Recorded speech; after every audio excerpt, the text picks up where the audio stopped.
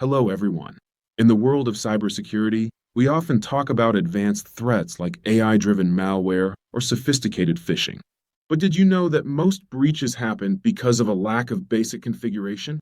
Today, we're diving deep into the foundation of any defense strategy, baseline security. Think of baseline security like the building codes for a new house. Before anyone is allowed to move in, the house must have fire-resistant wiring, smoke detectors, and sturdy locks. In cybersecurity, a baseline is that minimum set of security controls that every laptop, server, or cloud account must meet before it's allowed on your corporate network. Why do we need this? Without a baseline, security is inconsistent. Imagine one IT admin sets up a server with a complex password, while another leaves the default admin 123 password on a different server. This creates gaps. A solid baseline gives you consistency. Every device starts with the same high level of protection. Drift detection. It helps you notice when a system's settings have changed, a concept we call security drift. Efficiency. Instead of guessing how to secure a new PC, you just apply the pre-approved template. So what actually goes into a baseline? As we look at the standards for 2026, a baseline isn't just one setting. It's a collection. First, identity. This means multi-factor authentication is mandatory. No exceptions. Second, device hardening. This involves turning off unnecessary services. If your server doesn't need to print, you disable the print spooler to reduce the attack surface. Third, data protection. Full disk encryption, like BitLocker, must be active to protect data if a device is stolen. And fourth, network security, ensuring that only specific, necessary ports are open to the internet.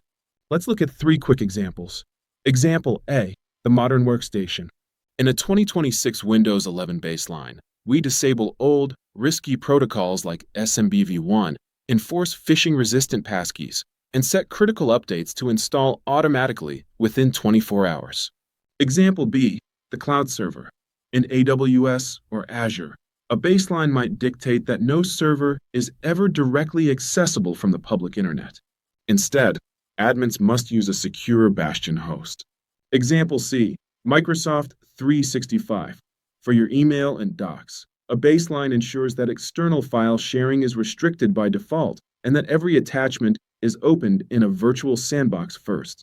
You don't have to reinvent the wheel. Most professionals use established frameworks. CS Benchmarks provides step-by-step technical guides for almost every software imaginable. NIST offers high-level strategies for government-grade security. And Microsoft provides pre-configured security baselines that you can apply with just a few clicks. To wrap up, a baseline isn't just a nice-to-have. It's the difference between a secure environment and an easy target. While hardening is the action of tightening a system, baselining is the strategy that ensures you never miss a step. Remember, if you don't set a floor for your security, you're essentially leaving the front door wide open. If you found this helpful, hit the like button and subscribe for more deep dives into cybersecurity. Would you like me to create a specific checklist for securing a Linux server or a Windows 11 laptop? Let me know in the comments below. See you in the next one.